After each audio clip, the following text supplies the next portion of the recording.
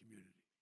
So, President Trump, you have 2 minutes. Why should Americans trust you over your opponent to deal with racism? he did a crime bill, 1994, where you call them super predators, African Americans, the super predators, and they've never forgotten it. They've never forgotten it, Joe. No, sir. It's his 2 minutes. So you did that, and they call you a super predator, and I'm letting people out of jail now that you have treated the African American population community, you have treated the black community about as bad as anybody in this country. You did the 1990, and that's why, if you look at the polls, I'm doing better than any Republican has done in a long time, because they saw what you did. You call them super predators, and you've called them worse than that, because you look back at your testimony over the years, you've called them a lot worse than that. As far as the church is concerned, and as far as the generals are concerned, we just got the support of 250 military leaders and generals, total support. Law enforcement, almost every law enforcement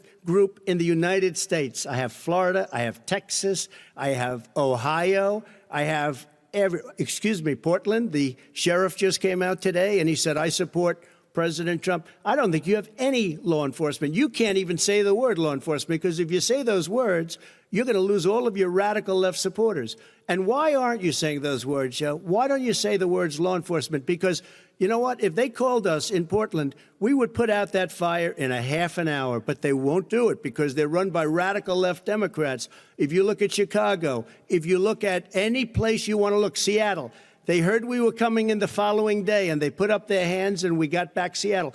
Minneapolis, we got it back, Joe, because we believe in law and order, but you don't. The top 10 cities and just about the top 40 cities are run by Democrats and, in many cases, radical left. And they've got you wrapped around their finger, Joe, to a point where you don't want to say anything about law and order.